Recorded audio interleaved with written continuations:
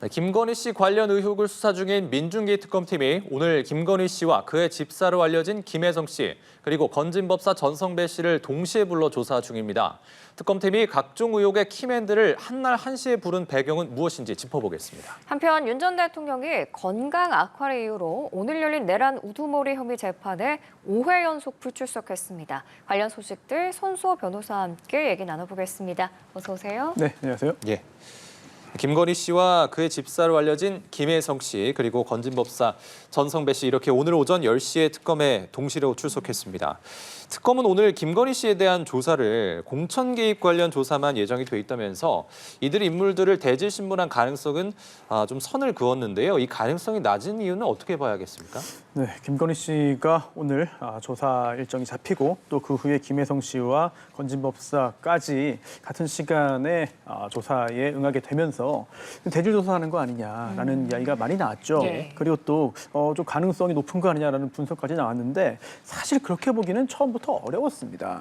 왜냐하면 이 대질 조사, 대질 신문이라는 게 어떤 건지를 먼저 파악을 하면은 그 부분을 좀 쉽게 알 수 있는데요. 우선 형사소송법에 관련 규정이 있어요. 245조인데 검사나 경찰이 사실을 발견하면 필요한 때에는 피의자나 다른 피의자 또는 피의자 아닌 자, 참고인 등과 대질할 수 있다라는 규정이 있는데 이런 대질 조사가 의무는 아닙니다. 즉 내가 원치 않음에도 불구하고 강제로 진행되는 건 아니거든요. 그렇기 때문에 이 수사의 대상인 피의자들이 원치 않을 경우에는 애초에 할 수 없는 것이었다. 예. 이 부분이 가장 중요하다고 볼 수 있겠고요. 그리고 또 수사기관, 특검 입장에서도 지금 상황에서 이 대질 조사는 필요하지 않다고 봅니다.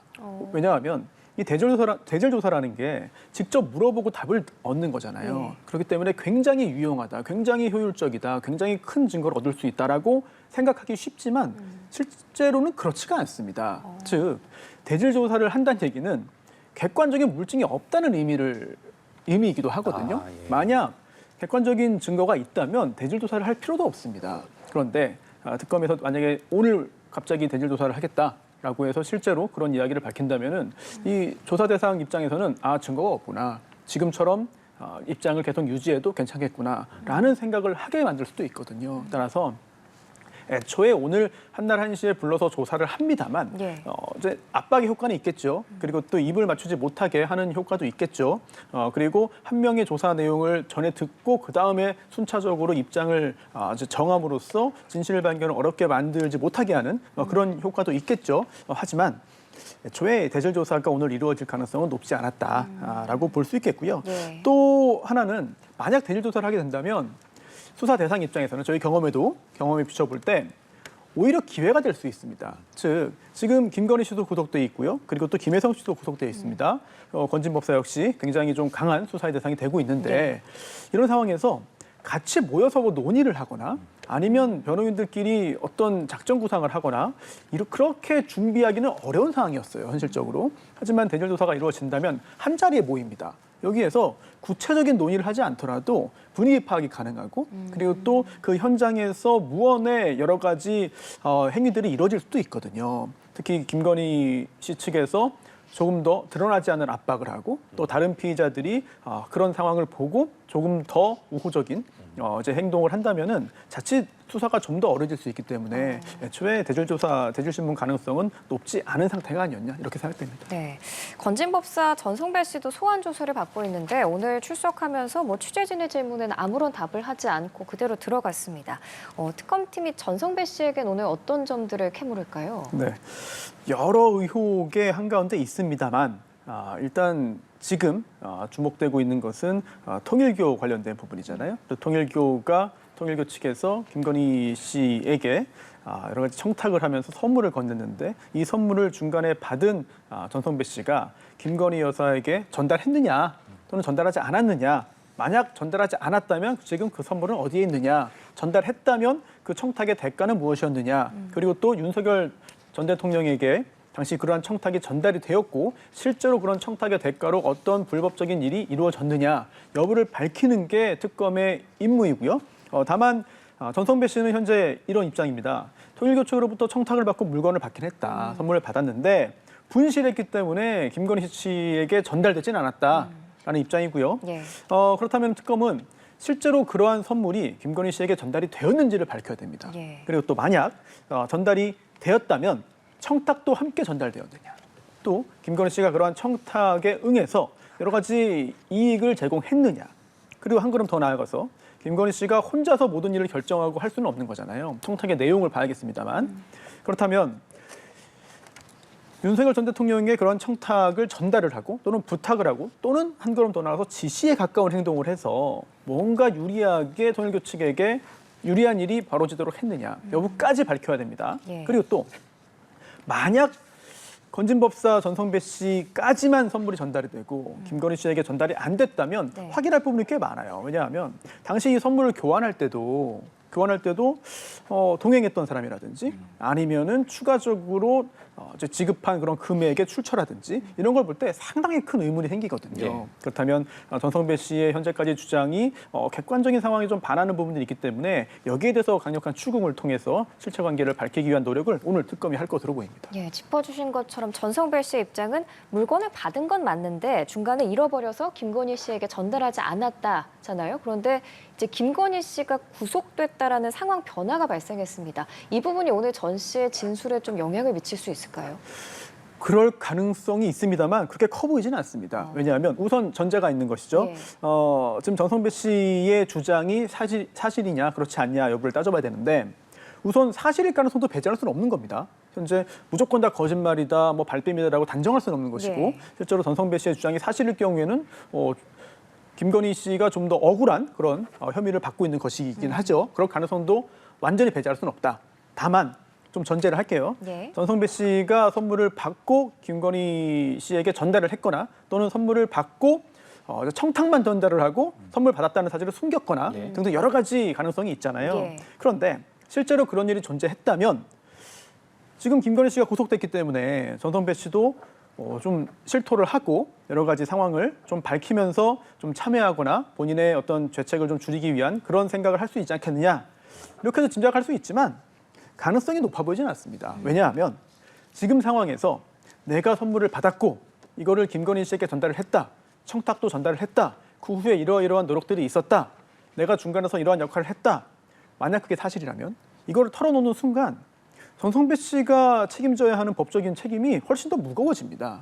그렇기 때문에 비록 김건희 씨가 구속된 상태이고 뭐 이미 권력도 잃었고 앞으로 재기하거나 힘을 다시 얻기 쉽지 않은 상황이지만 전성배 씨 본인의 어떤 형사적인 책임을 줄이기 위해서라도 지금 상황에서 모든 것을 털어놓기보다는 계속해서 관계를 끊고 또 김건희 씨에게 무언가 전달됐다는 것을 부인하는 방향으로 가지 않겠느냐 이렇게 개인적으로는 짐작됩니다. 예, 그렇군요. 그런데 이제 오늘 김건희 씨가 이제 조사를 받는데 앞선 조사에서는 진술 거부권을 행사했습니다. 그래서 당시에 특검이 준비한 정말 많은 분량의 이 질문지를 한 절반 정도밖에 소화를 하지 좀 못했다고 해요. 오늘도 진술 거부권을 쓰겠습니까?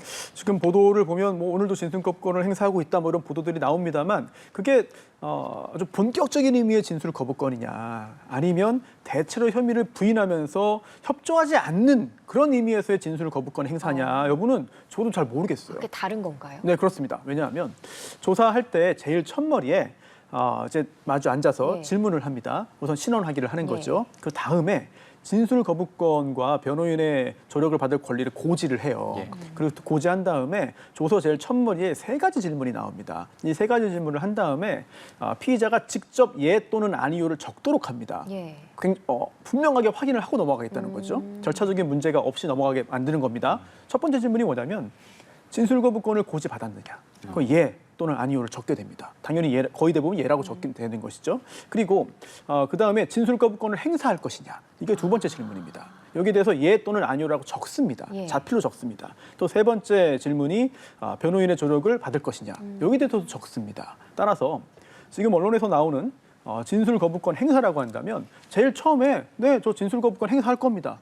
저 아무것도 대답 안 하겠습니다. 라고 하는 의미냐. 아니면 그게 아니라 질문을 해오십시오. 제가 할 수 있는 답을 하겠습니다. 하지만 저 너무 억울하고 지금 절차도 너무나 가혹하고 저 건강도 좋지 않고 또 제가 하지 않은 걸 했다고는 할 수 없으니까 제가 사실대로 제가 말을 하겠습니다. 그런 의미에서 이 질문에 대해서 어떤 의혹을 이제 부인하고 혐의를 부정하는 그런 의미의 진술이냐 여부는 솔직히 전 모르겠거든요. 그런데 지난 첫 번째 조사에서는 진술 거부권을 행사했다고 이제 여러 보도가 나왔습니다만 또 본인의 어떤 입장이나 소회는 또 밝혔다고 하거든요. 그렇다면 예전에 어떤 국가 공권력에 대한 어떤 강한 저항 또는 독재 정권에 대한 항거 그런 차원에서 아무 말도 하지 않는 수사기관을 인정할 수 없다. 나는 협조할 수 없다. 나는 너무 억울하다라는 취지에서 아무 입을 아예 열지 않는 그런 취지의 진술 거부권 행사는 아닌 것으로 보입니다. 그렇다면 오늘 또 중간중간에 본인의 입장을 밝히는 경우들이 있고 또 그게 오히려 자신에게 유리하지 않게 작용하는 경우도 있고요.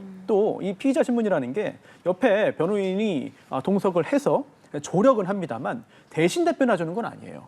그래서 뭐 비공식적으로 그런 경우도 없진 않습니다만 정리 차원에서 직접 특검이 김건희 씨에게 묻고 김건희 씨의 답을 듣는 상황이기 때문에 애초에 철저하게 준비를 하고 나왔다 하더라도 뭐 즉흥적으로 어떤 이야기가 나온다면 그 부분은 본인의 어떤 무고함을 항변하는 것이 아니라 특검에게 오히려 유리하게 작용할 가능성도 배제할 수는 없기 때문에 법률 전문가가 아니잖아요. 네, 특검 입장에서도 오늘 전면적인 진술 거부냐 아니면 자신에게 유리하게 답을 하고 불리한 부분들을 입을 닫는 것이냐 여기에 따라서 특검의 대응도 달라질 수밖에 없을 것 같습니다. 그렇군요. 지금 김 씨 측이 음식을 제대로 넘기지 못할 정도로 좀 건강이 좋지 않다 이렇게 주장하고 있거든요. 몸 상태가 조사에 또 변수가 될 수 있을까요?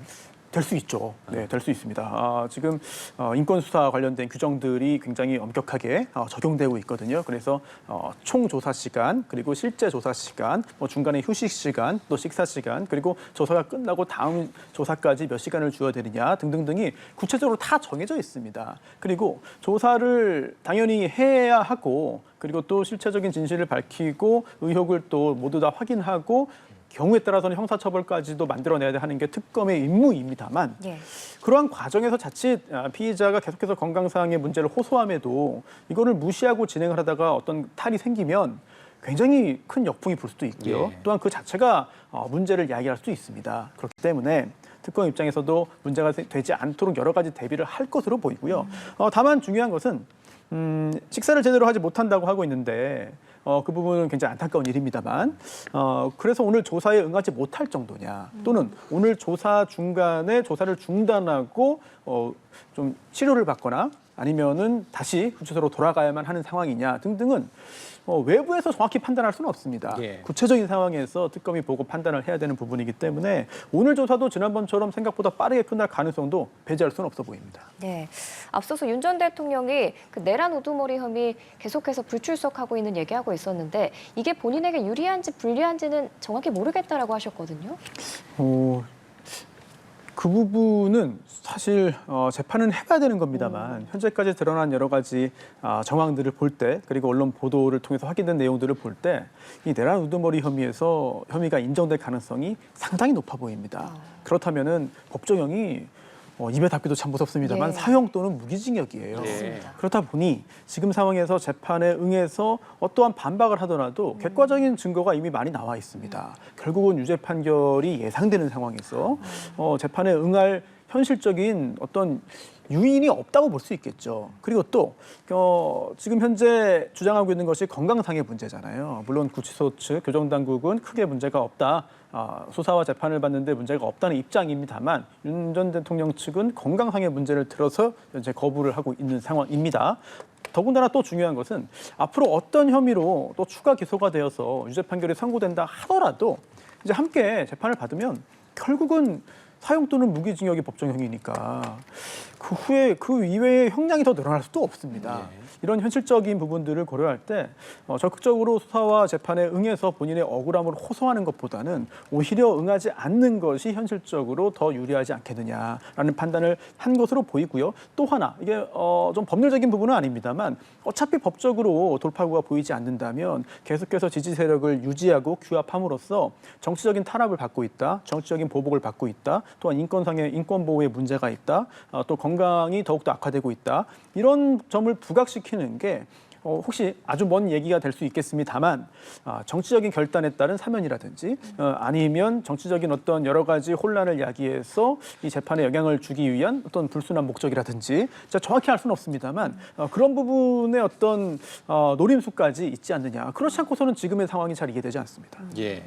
지금 윤 전 대통령의 불출석으로 인해서 지난 공판에 이어서 오늘 공판 역시 걸석 재판으로 진행이 되고 있는 상황입니다. 특검 측은 윤 전 대통령에 대해서 구인영장 발부를 요청한 위험한 상황이고 그런데 법원은 현실적으로 이제 구인하기 좀 어렵다 이렇게 봐야 할까요?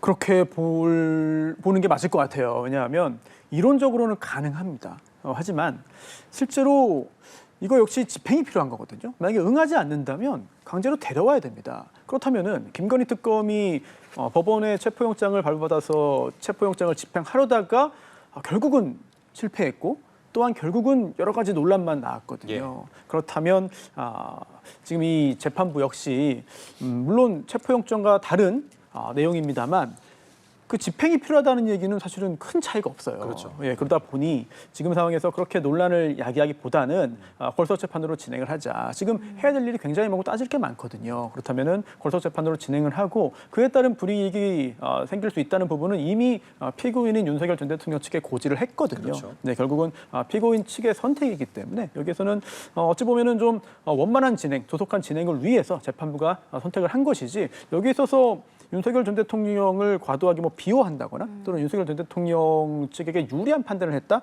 이렇게 보기는 좀 어려울 것 같습니다. 예, 알겠습니다. 이런 가운데 내란 특검이 내일 오전 9시 반 한덕수 전 국무총리를 소환합니다. 내일은 좀 어떤 의혹들을 조사하게 될까요?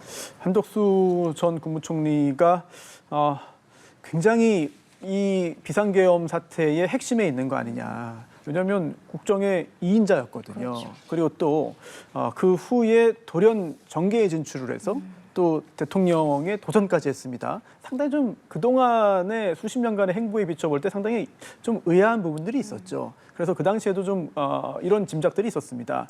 혹시라도 이 비상계엄 그리고 또 내란 혐의 관련해서 본인이 형사적으로 책임을 질 부분이 있기 때문에 이런 부분들을 법적으로 대응하기보다는 정치적으로 돌파하기 위한 불가피한 선택 아니냐라는 짐작들이 있었는데 지금 특검 역시 그럴 가능성에 주목하고 있는 것 같습니다. 왜냐하면 한덕수 국무총리가 애초에 김영현 전 장관 등과 함께 군 출신 인사들과 함께 이 비상계엄 비상계엄 선포를 처음부터 준비한 건 아니라 하더라도 윤 전 대통령이 비상계엄을 선포한 다음에 있었던 일도 이 내란에 가담한 것으로 볼 여지가 있기 때문인데요.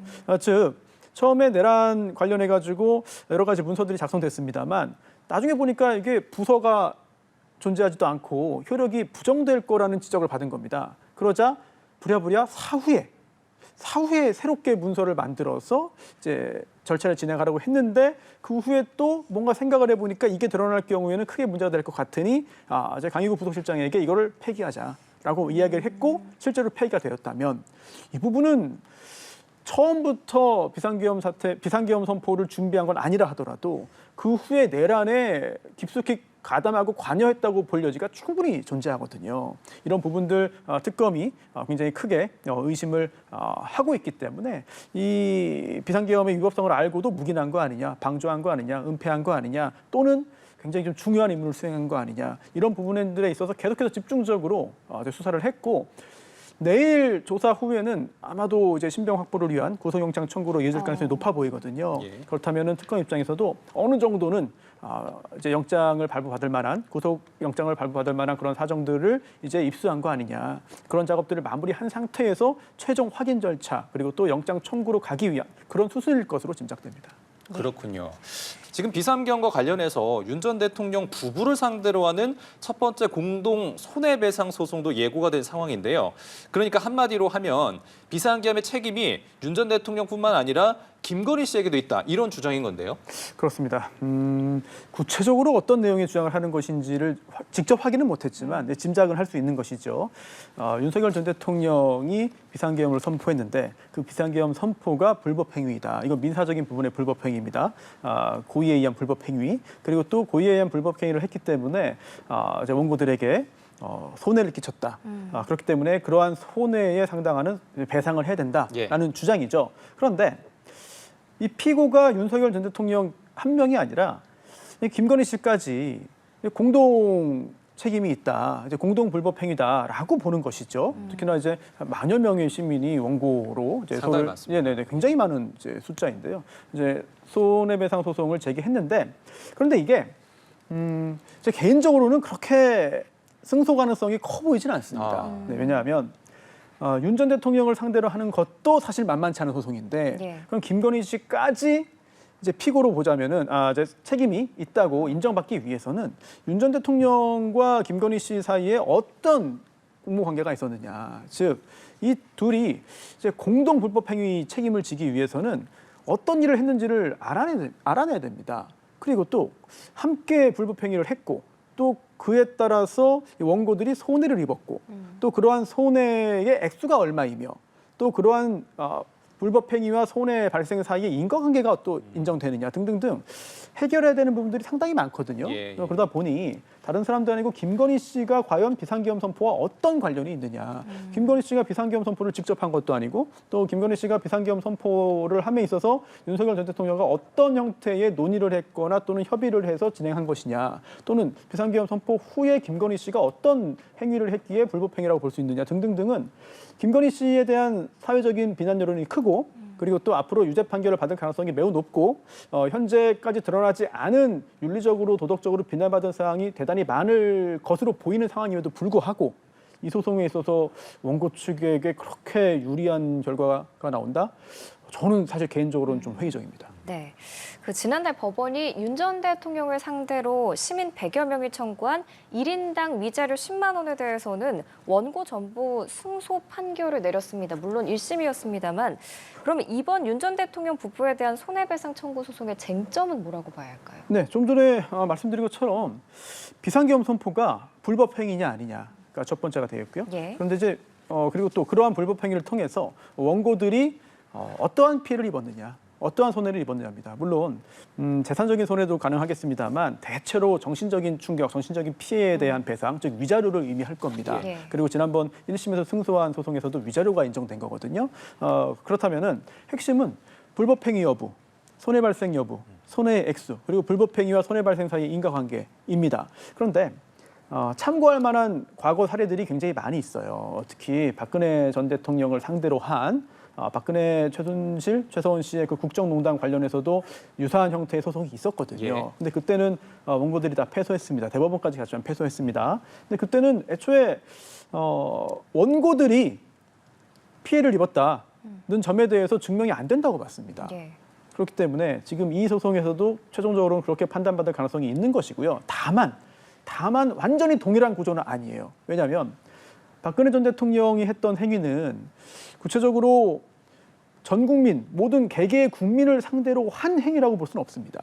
하지만 윤석열 전 대통령이 당시에 했던 비상계엄 선포, 이거를 그 내란 행위라고 본다면 이거는 그 상대방이 국민, 그리고 또 국민 총체적인 의미의 국민이 아니라 국민 개개인을 상대로 한 거 아니냐라고 볼 여지도 없진 않아요. 그래서 지난번 1심 판결에서는 그런 논리에 의해서 승소 판결이 나왔던 것이거든요. 하지만 윤 전 대통령 측에서는 그런 부분들에 대해서 강하게 반박을 하고 있고 앞으로 상급심의 판단을 받아봐야 되기 때문에 법률가 입장에서도 이 소송의 어떤 결말이 굉장히 궁금합니다. 예, 알겠습니다. 오늘 말씀 여기까지 듣겠습니다. 오늘의 사건 현장 손수호 변호사와 함께했습니다. 잘 들었습니다. 고맙습니다.